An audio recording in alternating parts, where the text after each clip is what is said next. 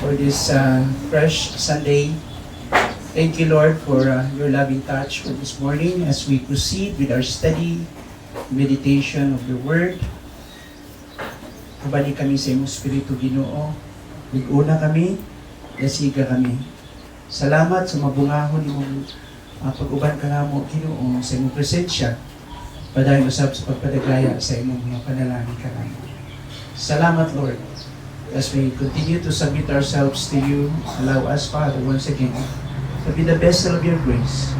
This is our prayer in Jesus' name. Amen. Okay. So, karong buntag mga igsoon, balikan lang natin yung atong series sa Matthew chapter 2, no? About the story of the wise men from the east.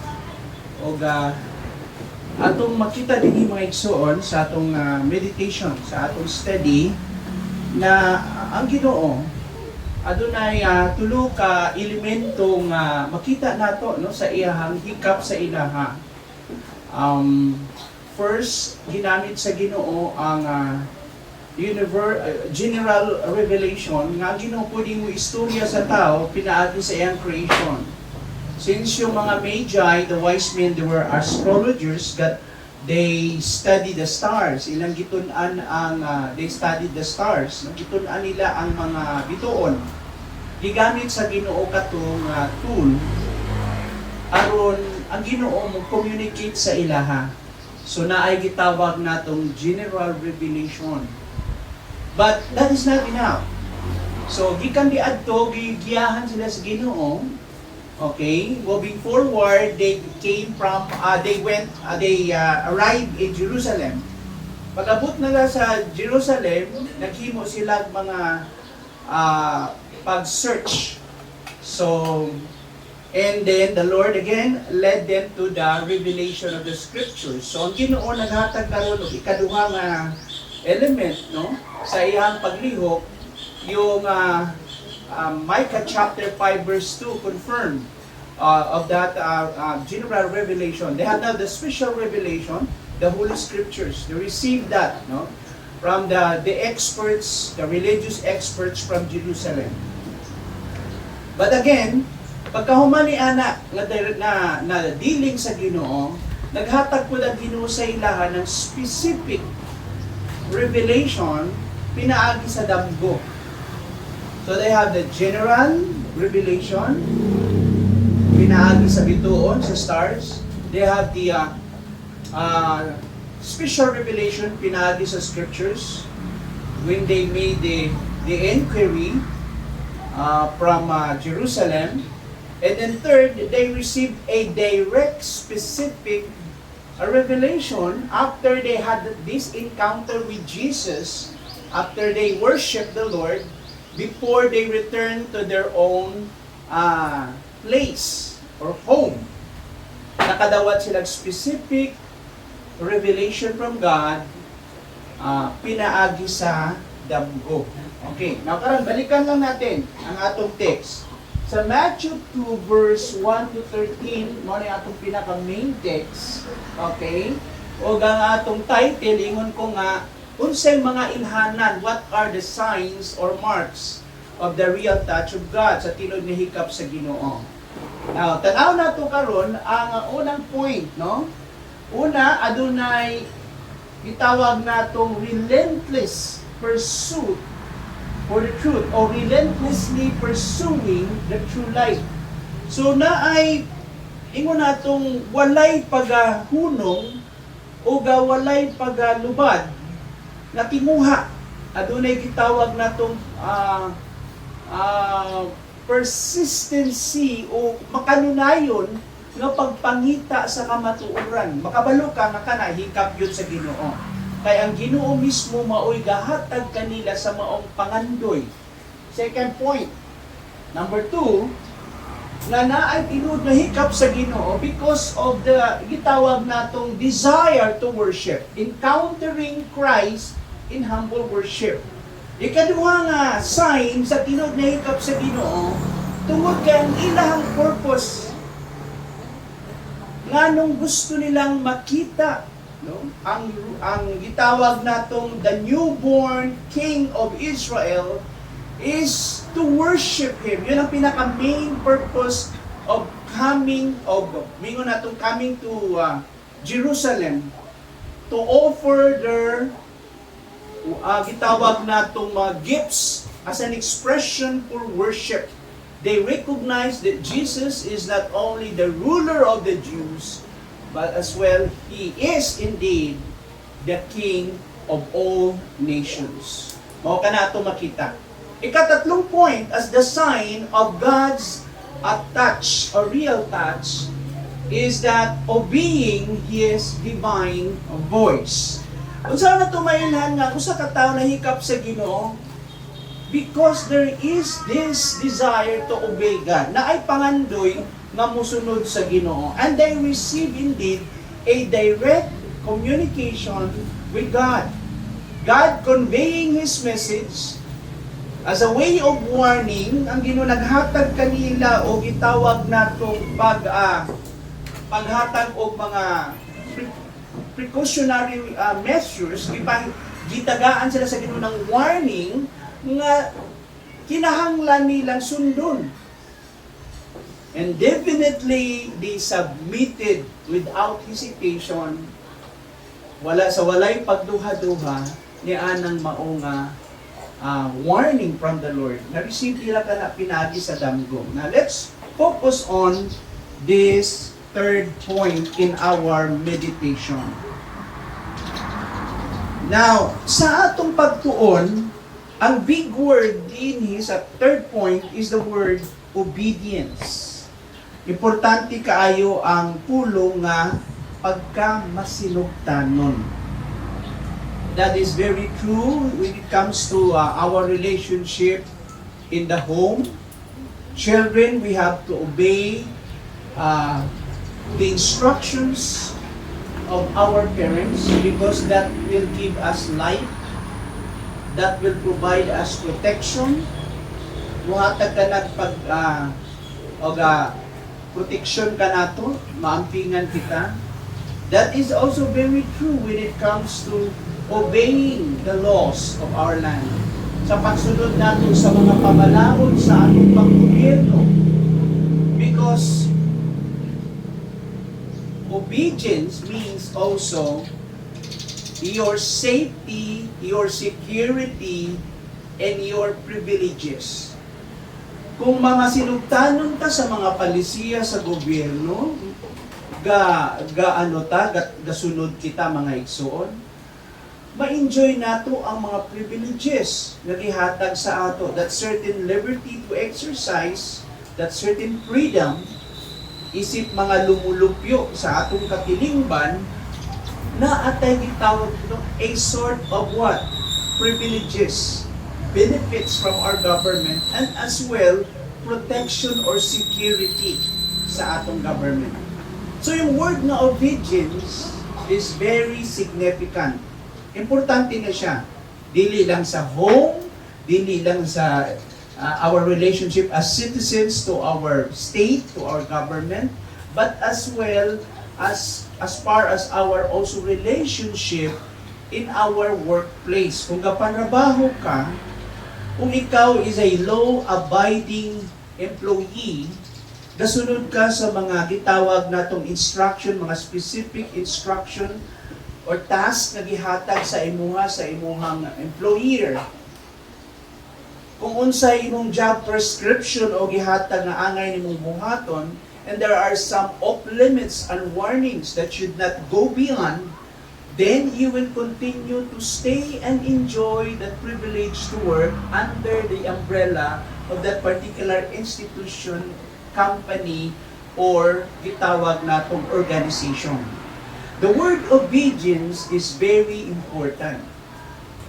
Very practical, very vital siya, especially when it comes to our relationship with God. Sa atong pakiga, relasyon diya sa Ginoo.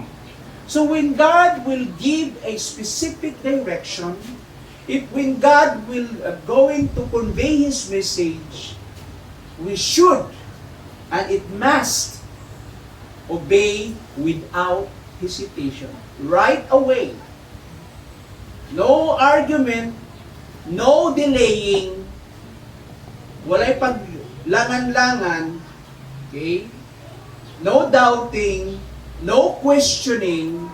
But rather, obey Him right away. Sunod dayon diyas Ginoo. Because that is the sign that we have the real touch of God. After the encounter of worship, we develop that respect and reverence and awe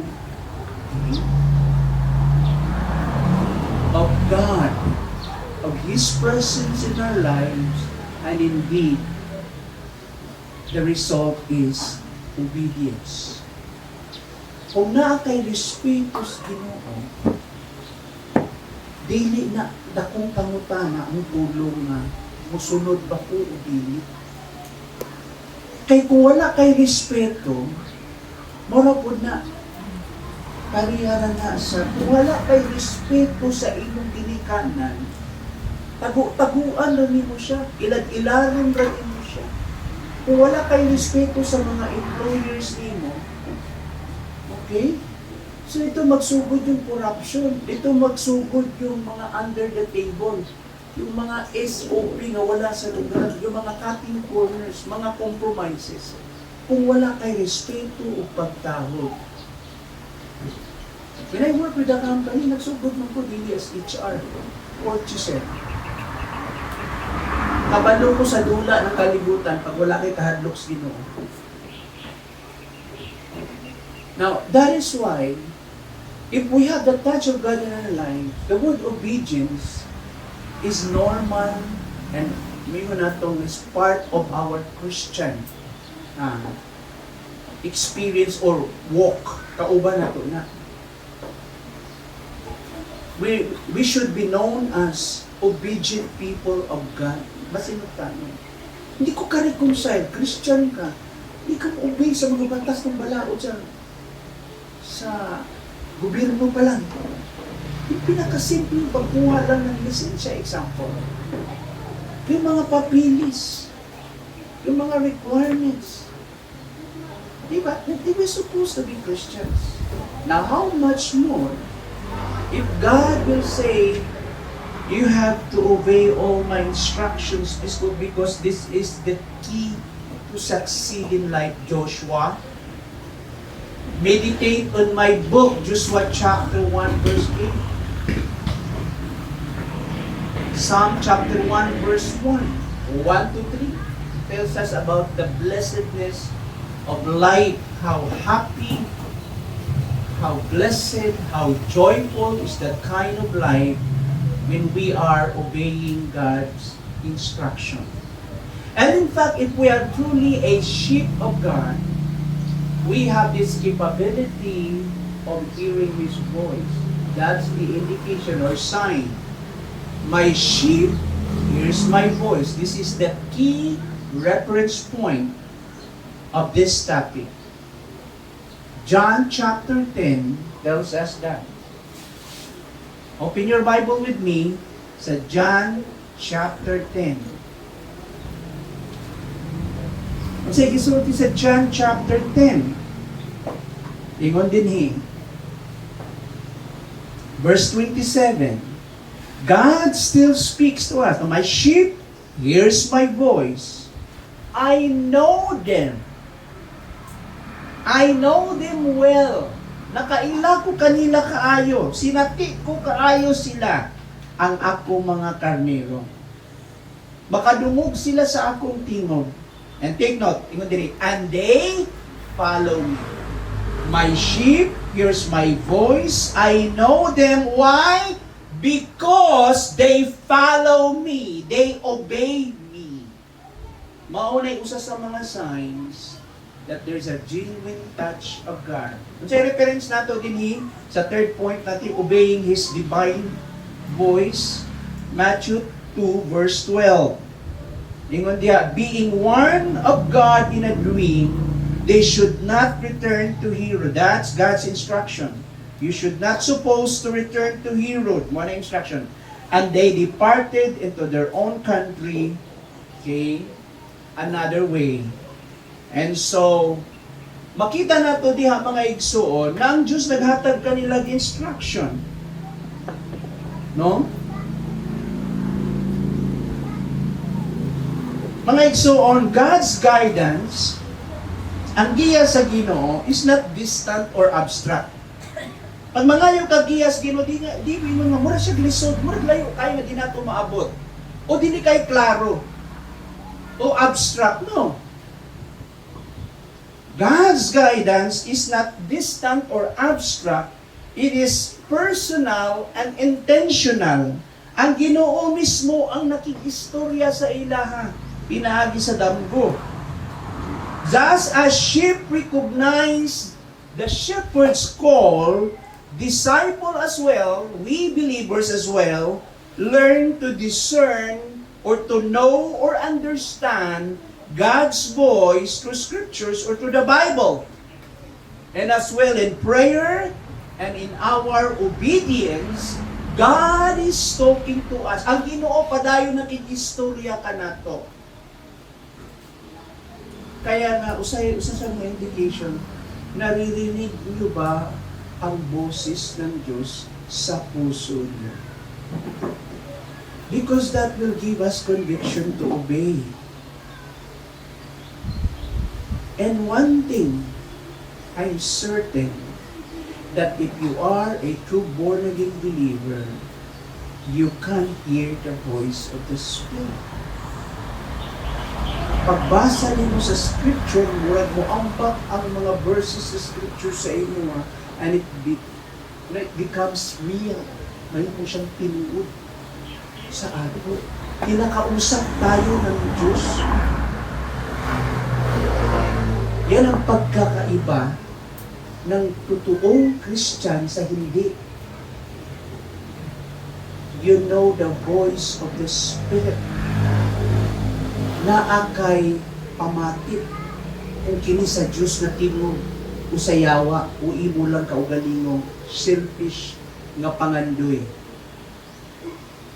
Makabalo kang tingog, makadungog. And you love to obey the word of God. You love to obey the Lord's instruction. Mao ka na ito makita diha. Next screen. Ingon diha. God still speaks, and obedience, take note, is the natural response of a heart turned to Him. So, usa ka kasing-kasing na naduol sa Ginoo, niliso diha sa Ginoo, naas Ginoo, ang natural na response is always pagkamasinugtanon or obedience. Mao ka na ang natural niyang response. Walay Kristohanon, mag-struggle mo sunod sa Diyos. May I see your right hand? Dili man dahil automatic, that's part of our journey, but we grow in the word obedience, in that language of obedience. Gatubo ta diha. And later it becomes natural, kaya walay Kristohanon na questionon pa niya, musunod ba ko sa Diyos o dili? Taas ang kamot. Kung hangtod karon gi-question pa ninyo ang Word of God, musunod ba mo sa iyang pulong o dili?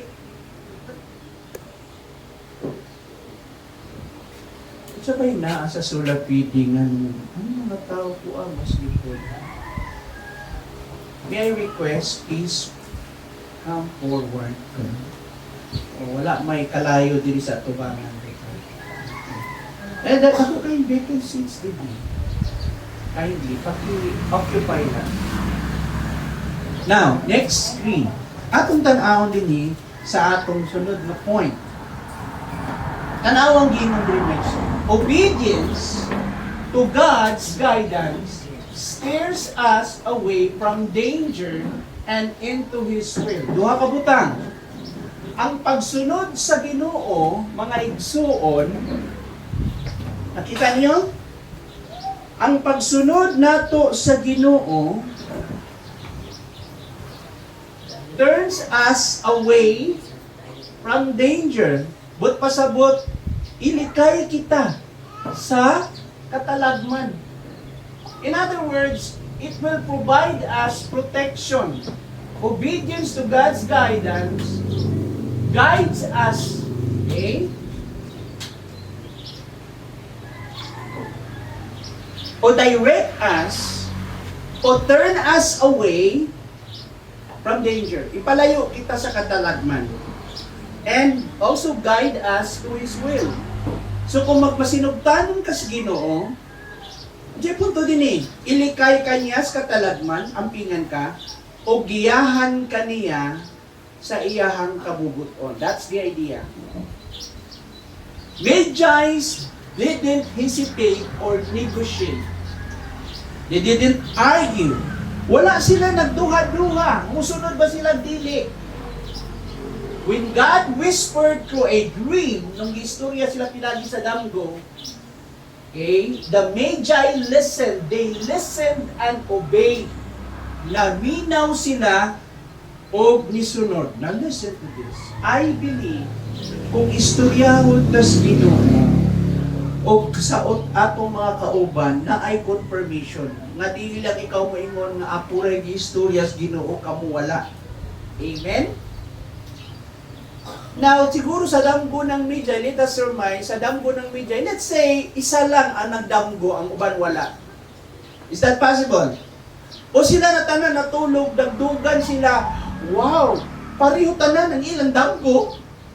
Posible ba na? Posible. Let's say to be more practical, let's say, isa lang sa ilangan ng damgo. Ang uban wala. But still, the truth of the matter, God will continue to provide them confirmation so that they wouldn't be na ang ilang nadamguhan o nadamguhan silang kauban, yes, Ginoo. But the word very clear, they dream. Sila, dili usa. God spoke to them. Pinaagi sa damgo. To them, not to him. Not to someone, not to just like a single solitary person, but to them sa ila istorya. Nabay mga ingana ang mga instances nga Ginoo pag mo istorya sa usa ka tawo, unya involved yung usa sa decision making, kinahanglan niyang i-confirm sa usa. Is that possible? May I see your right hand kung kamo mo agree? Taas na kung istoryahon kas Ginoo, dili lang ikaw, i-confirm po niya. Kaya nga naman, is that consistent? Is that biblical? Yes. Bisan sa 1 Corinthians, diba? Sa kanilang congregational gathering, when somebody will prophesy, God will confirm the message to one prophet to the other prophet. Dili lang, not just from the message is being received by a certain prophet, but he will also confirm to the other prophets and to the entire congregation because we have the Holy Spirit of God living or residing in our hearts. Nasa atong kasing-kasing. Would you agree? Na pa yung mga situations o cases na experience na ko na Ginoo nanang yang diling. Ha?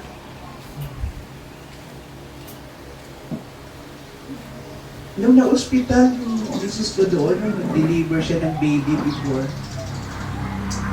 talagang hindi kami makalabas sa hospital noon. Kasi kulang kami ng 15,000. You know what the Lord did? There was a certain couple, itagaan niya ng konting lang sa kasing-kasing, sa heart mo, that somebody, that lady, kunya, the Lord told him na naa siya amount sa iyong mind, and she did not tell it to her husband. Wala niya istorya. She did not express it, her desire, that particular amount. Na-amaze na lang siya na yung husband niya, nisulti yung iyang pakparis nga, this is the exact amount. And they agreed because maupod na sa iyang mind. Na mura og seemingly, mura siya, coincidental siya na sitwasyon. Mura siya og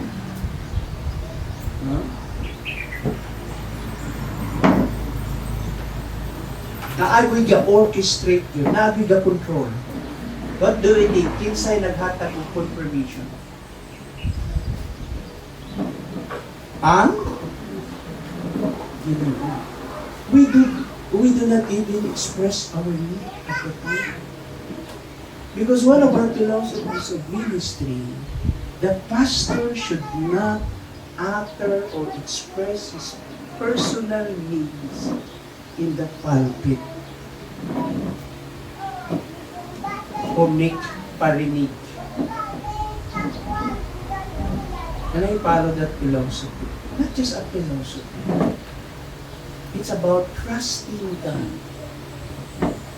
There were several occasions na ang Ginoo usahay ing anang iyang giling. I-confirm niya. And so sila nakadawat ng confirmation. And hindi they obeyed God. They didn't just change their route or direction. O ang modern term ni karon, it's no longer the word route but route or direction. Geographically, they changed the direction of their lives, telling us na when they took that specific direction that the Lord gave them, that would also mean that they had a new direction in life na usab po ang ilang giya sa ilang kinabuhi. So God's guidance is not a distance or abstract, but that is something personal and intentional. Sama sa mga karnero, madungog na to ang tingog sa Ginoo. So ingon nga diya, after the Magi bowed before Christ, child in worship, pagkahuman ng simba sa Ginoo, something remarkable happened. God spoke to them again. Okay. And through words on page, through the words on a page, but through a dream. Ginoo. In that dream, they were warned not to go back to Herod. The paranoid king had already revealed his murderous intentions. Meaning very powerful ruler under Roman gitawag natong authority, si Herod. Of course, he might be furious or angry with. In fact, very clear in scriptures, when he found out na ang mga Magi wala na nibalik sa iya, talagang na-provoke siya. O iyang nagkaroon ng tinatawag na itong decree. Nga iyahang gipapatay ang tanang mga bata anin at panahon sa village ng sa lugar Bethlehem. Magkaedad o mga naa sa mga 1 to 2 years old, lahat ng batang lalaki, they were murdered. So nagkaroon ng tinatawag na itong reaction si Herod. Now, din makita na itong mga igsoon, this extraordinary moment emphasizes two powerful truths nung ang Ginoo nag-istorya sa ila. Unang-unang point sa Ginoo din, God protects His Son and unfold His plan with correctness, with precision. Buti pasabot, kauban ang mga Magi to contain that revelation na dili mahibaw-an ni Herod yung specific location ng bata. They were part, of God's instrument to protect the child. So don't go back to Herod and report this thing. Ayaw na mo balik dito. But rather you go to a separate direction going home. O na may tabo. So part sila, they were convinced not to go back to Herod. And again, makita nato na naay political factor din Dili lang political factor ko na daghang elements ang maigo ni ini sa mga direction. So long before Herod's rage or anger would lead to the slaughter of Bethlehem's infants, God intervened to safeguard His purpose and keep Christ's child from falling into evil hands. Giampingan na daan sa Ginoo.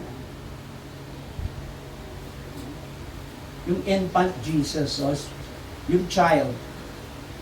The second point of obedience is to God's guidance, okay, turns away from danger into His will. But pasabot, kita po, I believe not only the Christ child, but kita po, no? Ang point dito is to provide protection sa mga Magi. Ampingan sila, and also to follow the Lord's will for them. Mao na siyang akong gingon dinhi. Okay. Now, masay makita nato dinhi. Ang makita nato dinhi, this is a prompt and simple obedience. Kaya pagsunod Diyos Ginoo ba? Simple lang yung word obedience. Yung pagsunod lang. So yung immediate obedience ng mga Magi na walay pagduha-duha, they did not question the dream. Wala ni pangutana sa imo ba ni Ginoo? No. Or delay their departure. Pag-ingon sa Ginoo right away, go home. Don't go back to Herod. Immediately. Wala na dilly-dallying of their departure. Or trying to negotiate with Herod. Bubalik sa takay Herod. Paalam tayo. Let's pay courtesy sa iyaha. It's part of the diplomatic relation para dili masuko si Herod sa ato. Especially, this is under the Roman power. Bubalik ta kay Herod. No, wala na. Atong makita diha. Though they were Gentiles, they were not Jews, dili man sila mga Hudyo, mga Hintil sila, pero nagpakita sila sinsiro nga pagsalig o pagtuo sa Ginoo o ilang gisabmitan ang ilang kaugalingon sa Dios. Na walay pagduha-duha. They take heed o obeyed right away to God's warning without hesitation. They submitted to Him. No reservation, 100%, napailalom sila sa Ginoo. And this is the model of true faith. Kini ang inhana ng tinuod nga pagsalig.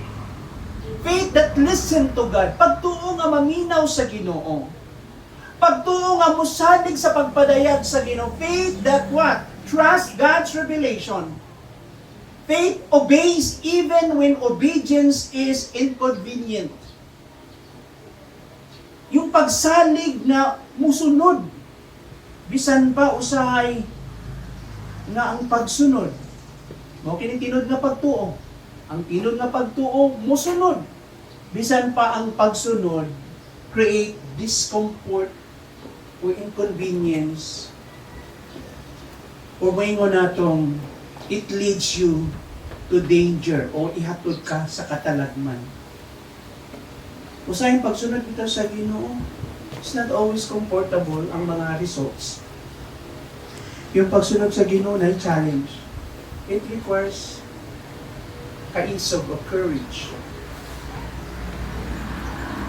Labi na ang mga tao sa imong palibot, dili malipay sa imong pagtuo, pagsunod. Ito ka ma-challenge. Labi ng imong boss sa imuhang gitrabahoan, dili malipay sa imuha. But, you know, it requires you to obey God. Magtag of war ang imong kasing-kasing God na ay gaaway sa sulod kung musunod ka sa Diyos o sa imong boss o sa imong pamilya, nasupak sa imong pagsunod sa Ginoo. sa mga tao nga nag-invest sa ilang kaugalingon sa imong kinabuhi nga nakatabang nimo, yet ang ilang demand dili ka mosunod sa Dios sa imong pagtuo kinsa imong pilion.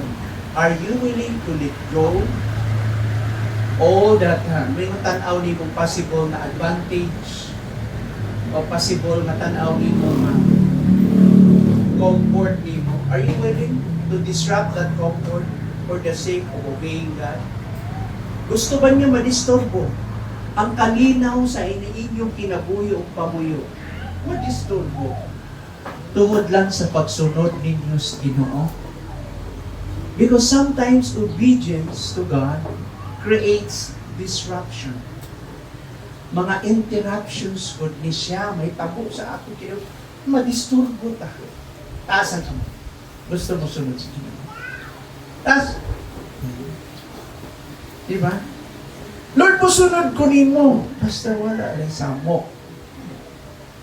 Musunod ko nimo, pero ayaw ko ni Ginoo nga awayon ako sa akong pamilya, awayon ko sa mga taong duol sa imuha. Kay dili man tanan tao good. No, tos. Mo agree sa Ginoo.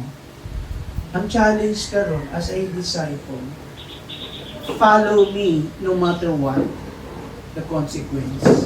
Kung sa may mahimong sangkutanan, the disciples should obey the Master. That's the cost that we need to pay. That's the price. And that is very costly. Adunay usahay mga itawag natong challenges natong atubangon. But obedience to God means protection.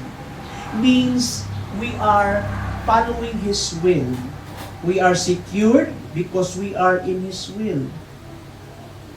True obedience to God is not passive, it is deliberate, attentive, intentional, and courageous.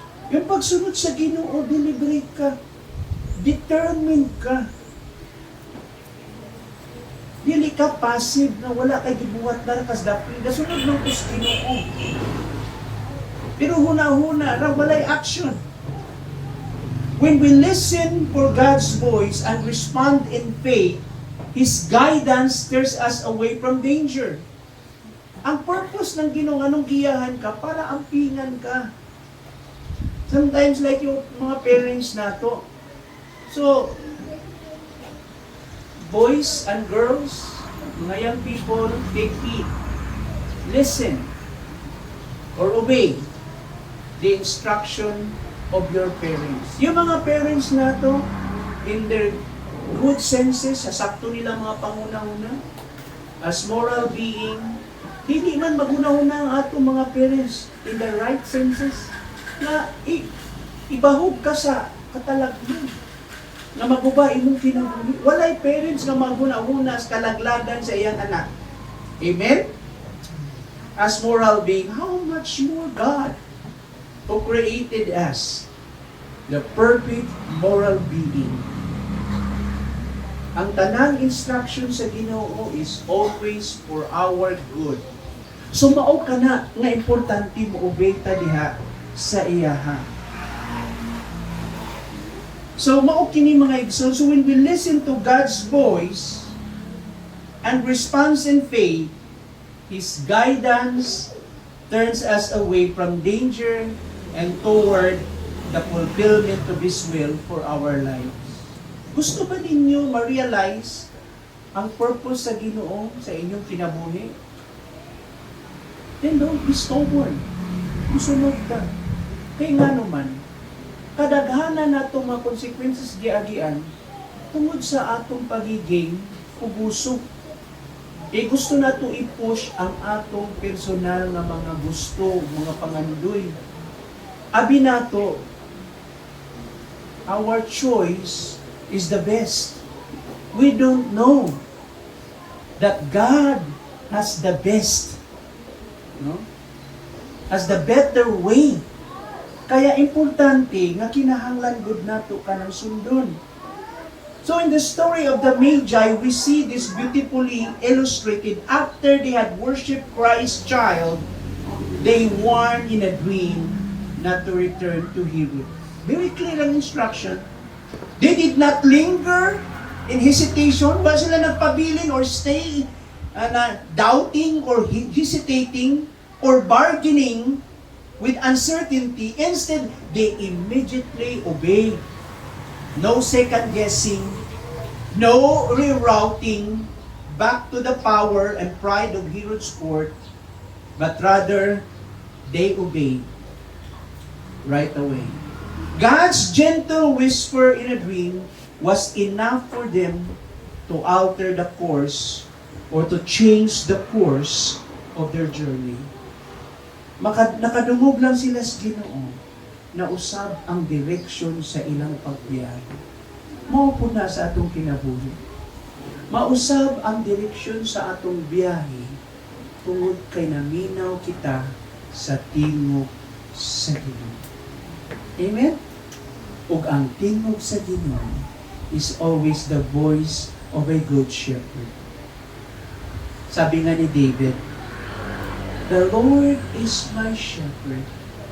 I have everything I need. I am more than enough. I have more than enough of all my need. I have the sufficiency of my shepherd. Naa sa ako ang tanan. Because the Lord, Yahweh, is my shepherd." Amen? Ingon niya, He leads me beside still water, and He restores my soul. In one occasion, ingon dito, the good shepherd will feed the sheep. Iyang pakaunon ang iyahang mga karnero. He makes me lie down. Iya kong pahigdaon. He makes me lie down in greener pasture. In a fresh pasture.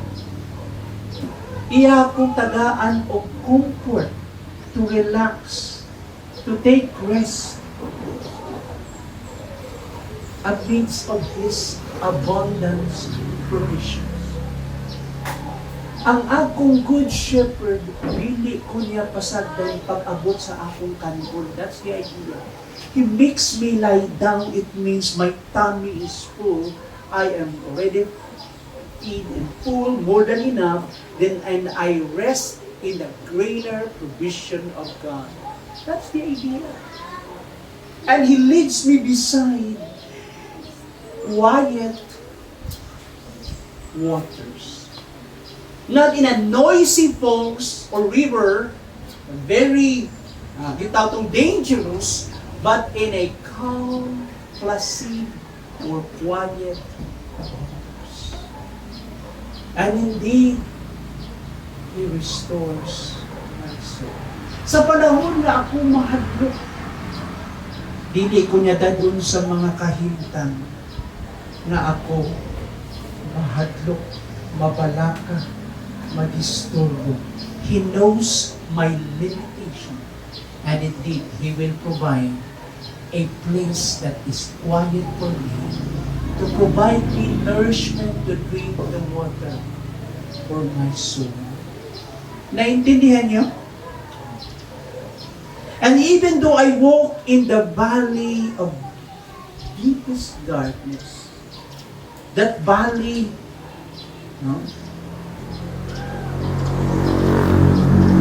with plenty of what? Robbers and wild animals, that I'm exposed to danger, na ma-expose ako sa mga katalagman, I will not be afraid because His presence is always with me. So even though I walk through the valley of deepest darkness, I will not be afraid because He is always with me. Your rod, O God, and your staff, it becomes my comfort. Ang imong sungkot o ang imong baston, maoy ako kahupayan. It will provide me security against my enemies. It will provide me direction if I go itawag natong wayward or diverted. Kung mawala kung ang imong stock mao'y kuha na uban ang imong suko. And I am sure enough that your mercy and your loving kindness will follow me all throughout my entire life. Ang tinuibuok na kong kinabuhi, kanunay nagasunod ang imong kaluoy o kang imong buhay. Hantod na mo pauli ako sa balay sa akong Ginoo. That is how David described his personal journey with God. And that is the picture of the Christian life. That all throughout the Christian life, through the ups and downs sa atong agian ng mga talisdanan o kasakitan, we have the assurance that the mercy of God and His loving kindness will continue to follow us, will continue to accompany us. And the entire Christian life is a life of what? Of blessedness, joy, peace, na ay katagbawan. Mao ka nga mga igsoon. So the Lord's guidance is always of what?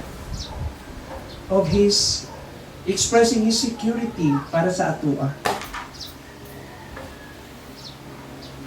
Their obedience, the Magi's obedience, was not merely geographic. Dili lang yung geographic.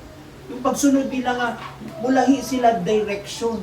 Dili lang gisgutan dili yung pagbiyahe na literally. But this is a picture of a transformational experience. This is a picture of a life-changing experience. They didn't just turn at a road sign, they turned their hearts. Dili lang nag-change sila direction sa ilang paglakaw, but literally, ang kanilang mga puso ay sumunod sa Diyos. This is about turning to God. A hearts following, umayon na itong ang kasing-kasing nga masinugtanon diha sa Ginoo.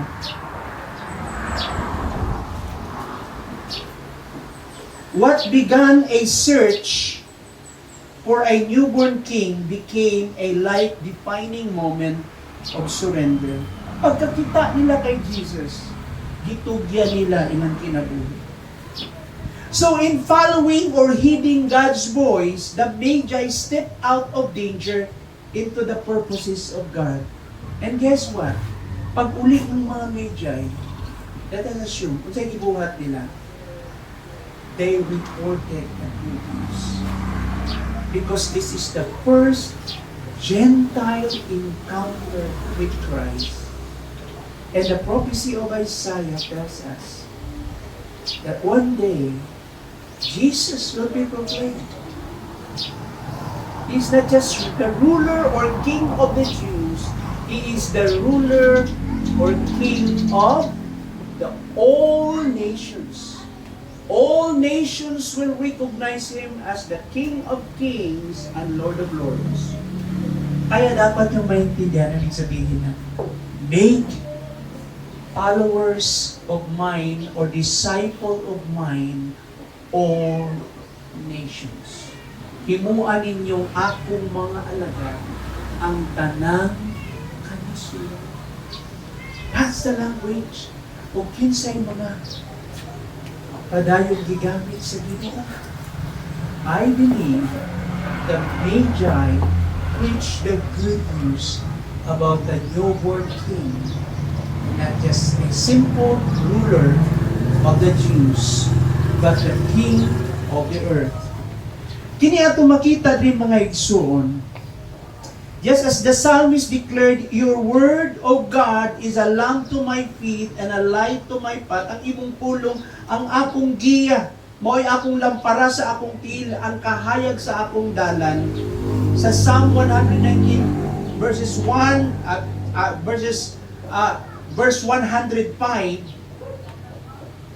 kini nga maong language o statement, mga igsoon, is tells us about the Holy Spirit illuminate the way when we choose to obey. Ang balang Espiritu maghahatag ka nato lamdag sa atong dalan kung piliun nato mo obey o musunod sa Dios. Obedience to God's guidance o guiding voice safeguards us from the snares of pride, and fear, and rebellion. Ang pagsunod sa giya sa Ginoo sa iyang tingog, maampingan kita gikan sa mga litag sa atong garbo, litag sa kahadlok, o litag sa pagre-rebelde. Kining pagsunod sa tingog sa Ginoo aligns our faith with His path and our hearts with His glory. Iyahang gipahiluna, gipahiuyon ang atong mga tiil sa iyahang direksyon sa maong dalan o ang atong kasing-kasing diha sa iyang himaya. So what are those points ato makita sa pagsunod sa Ginoo? God speaks clearly to the Magi who were the genuine seekers, wise and spiritual pilgrims. God spoke to them. God communicated direction to them. The response shows that God's guidance, when recognized, requires immediate action. Pag ang Diyos gani mo istorya ka nato, kinahanglan nato dayon mulibok. That's the story. Ang Diyos nagasulti o klaro, directly convey that He speaks in a way we can understand. Pag ang Diyos mo istorya siya sa butang, nga masabta nato. Ikadlong punto ato makita, gyapon niya sa pagsunod, mga igsoon, obedience protects and redirects. Ang pagkamasinugtanon, nagapanalipod, o nagahatag o gusto na direksyon.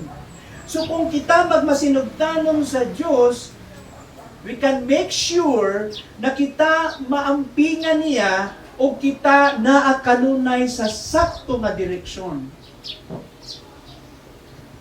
The Magi's obedience safeguarded Christ's child o safeguarded God's purpose and shaped history as their change of direction redirected not just their route geographically but their lives spiritually. Maoy na bag-o diha sa Ginoo. Ingon ko nga, ang pagsunod sa Ginoo requires risk. It conveys or communicate boldness. Kung gusto nimo musunod sa Ginoo, mangandam ka na naay-challenge, kinahanglan ka magmalikon. Kay naay-challenge. Living hero was not comfortable or flattering. It was obedient. Obedience often requires courage before clarity. Mga igsoon, kinsa sa ato gusto musunod sa Ginoo. And you're willing to stand for the Lord's will, no matter what the cost. Bisan unsay presyo. Willing ba ka musunod sa Ginoo? Tasang kamot. Amen. Gusto na ko basahon sa inyo ang story ni Martin Luther when he stood before the council in the Diet of Worms in 1521. Mao kini ang gisulti ni Martin Luther. Now, one of the clearest and most dramatic example that we can find when we talk about boldness to stand for the Lord. When we talk about the issue of obedience, we have a perfect example of this guy, the Protestant reformer. No? We can find his obedience. Okay? His willingness to obey God. So the Protestant Reformation of obedience, protecting and redirecting from Martin Luther's stand at the Diet of Worms in 1521, Luther was summoned. Gipatawag siya before Emperor Charles V. Gipatawag siya at tubangan ni Emperor Charles. And the church leaders also gathered and ordered to recant his writings that challenge abuses in the church. and upheld sola scriptura, that scripture alone as the final authority. Gipatawag siya, ug ingon nga, imong bawion, i-recant nimo. You have to reject your writings. Kay si Martin Luther, nagsulat siya 95 theses, o iyang gi-challenge ang simbahan o tanang liderato. Okay? No? To address all the abuses of the church, tanang mga abusong gibuhat sa simbahan atong panahona. He was a German monk na makita nato from Germany. So iyang gilansang dito, iyang ginail dito sa door ng cathedral, yung iyang 95 theses. O niabot kini ngadto sa mga pangulo, sa mga kaparian ngadto sa ibabaw, o gipatawag siya. O giingnan siya, imo nang i-recant. Bawion nimo. You have to reject your claim. You have to reject your teaching about us. Kung sige buhat ni Luther, nung ipa-reject sa iyaha kini, when pressured to retract his teachings, nabawion niya, Luther replied with words that have echoed through church history. Kung sa'yo ba ni Luther, tanawag ingon diha. Unless I am convinced by the testimony of Scripture or by clear reason, my conscience is captive to the Word of God, I cannot and will not recant. Here I stand. What a courage. Grabe kaiso. It will cause right, no? Pwede siya patyon ani. Pero ingon siya, gawas kung ako makumbinsir, no? Gikan sa testimonyo o pagpamatuod ng pulong sa Diyos sa Scripture, sa kasulatan, and by clear reason sa saktong katarungan. No? My conscience is captive to the Word of God. Grabe. Ang akong konsensya. Tanawang Cebuana Translation for this. Ingon diya sa Cebuana. Kung dili ko makumbinsir gikan sa testimonya sa kasulatan. Kung you can show me, you can prove me from Scripture na sakto inyong gibuhat. That's the point. Kung dili ko makumbinsir gikan sa testimonya sa kasulatan o pinaagi sa malinaw nga rason, ang akong konsensya nalambigit sa pulong sa Diyos. That's the key. My conscience is held captive by the Holy Scriptures, by the Word of God. Ang akong konsensya nalambigit sa pulong sa Diyos. Dili ko makausab o dili ko mausab. Ingon diha, dili ko makausab o dili ko usab mobalhin.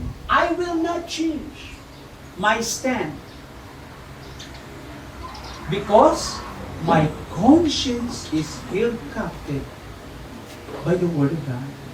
Kaya ang akong konsensya nalambigit sa pulong sa Diyos. Diagi ka ng idea na ang pulong sa Diyos ang pinakagamhanan sa natanan. No authority compared to the Word of God. The only infallible, inspired, authoritative writing. The ultimate and final authority in matters of faith and life is the Word of God. O ang akong konsensya na higot diha, na ilaw diha. Unless I am convinced na ang pulong na sinumingon nako, na sayot ko, na ang pulong na mismo ingon na klaro nga testimonyo, nga na ay biblical reference or verse that would speak that I am wrong.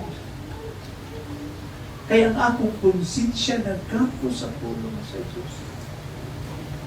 I will not recant. Dili ko mausap. Here I stand. Parang sinasabi niya, to the last drop of my blood, you cannot convince me, you cannot change me. O wala ka. Ang iyang pagsunod, dili sa tingog sa tao, naa sa Diyos.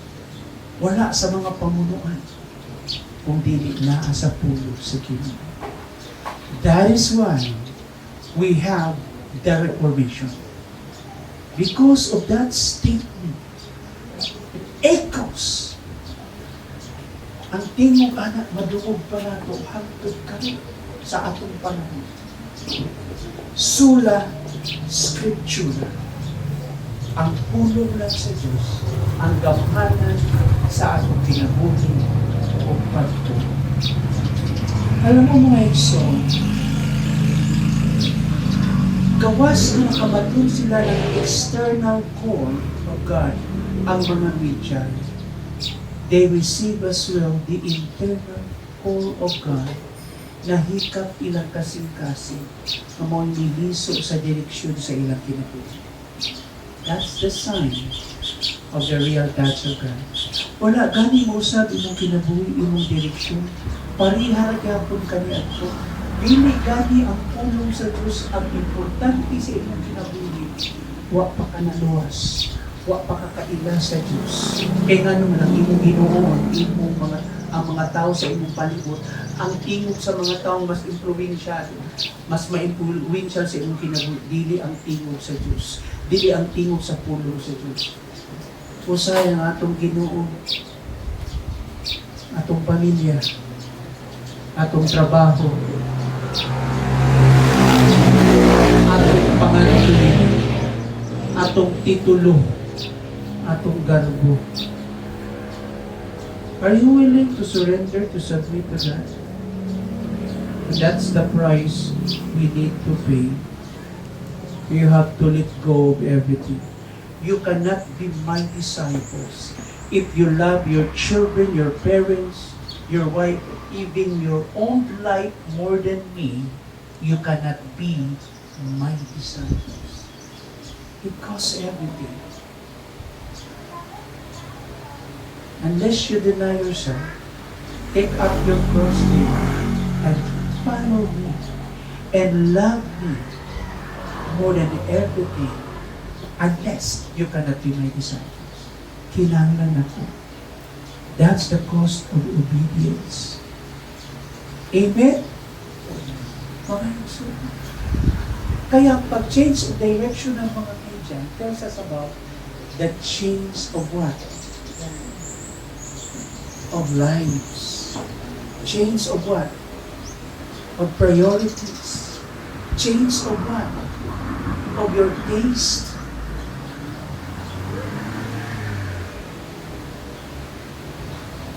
Ano bang pinaka-importante sa ato? Before I end, ano tanong? Siya yung pinaka-importante sa ato? Ano tanong?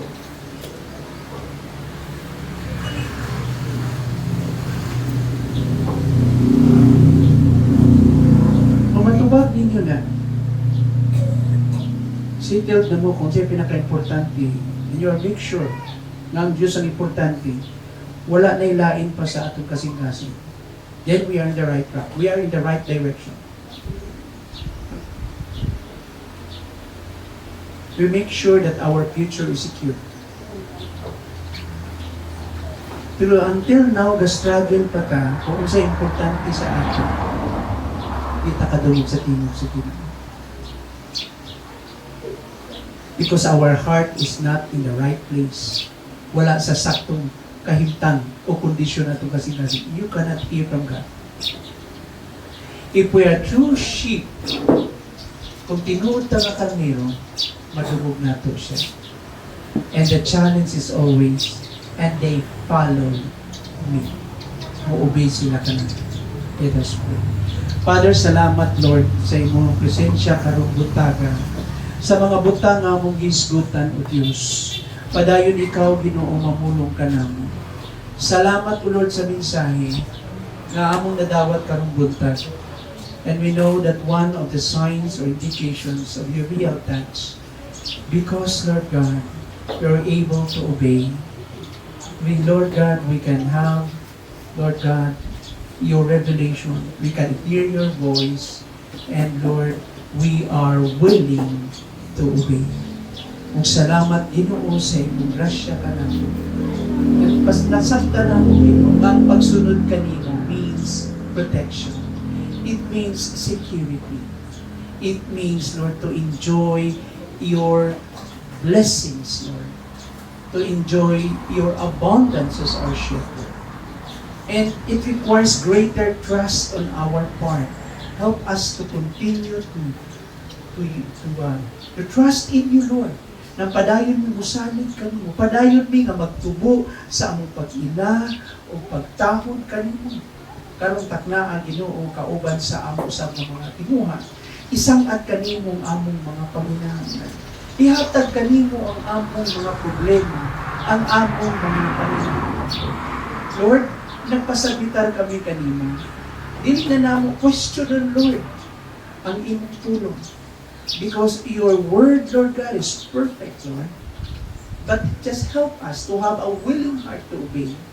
A heart that is humble enough to submit, O God.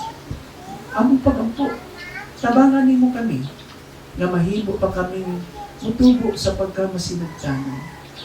Lord, istorya kami sa adlaw-adlaw. Giyahi kami sa among mga desisyon. Tudluwi kami sa mga tikang na among buhaton. Ayaw kami Ginoo tuguti nga matintal mo himo og mga desisyon o mga direction, Lord, nga makadaot ka namo. Lord, once again, we recognize like David, the Lord is my shepherd, and therefore my life is blessed. We have your abundance. We have your protection, Lord. We have everything because you are our shepherd. Salamat sa kadaugan bisan kami. Sa ngalan ni Jesus. Amen. Let us all arise at this moment. The Lord bless you and keep you. The Lord will cause His face to shine upon you and be gracious unto you.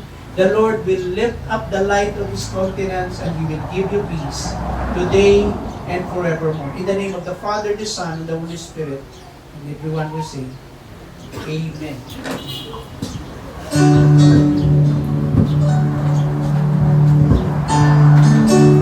Sa pagsimba sa Diyos, worship is obedience.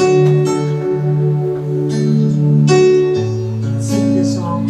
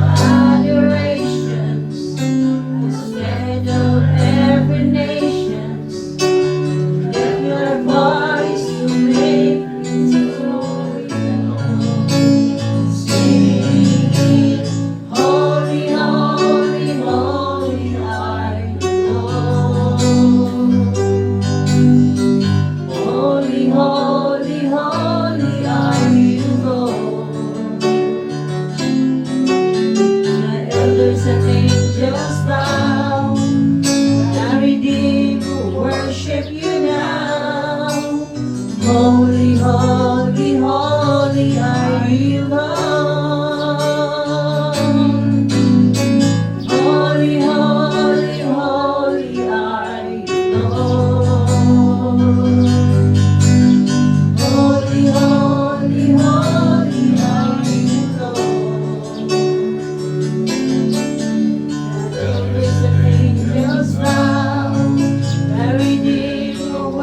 worship you now.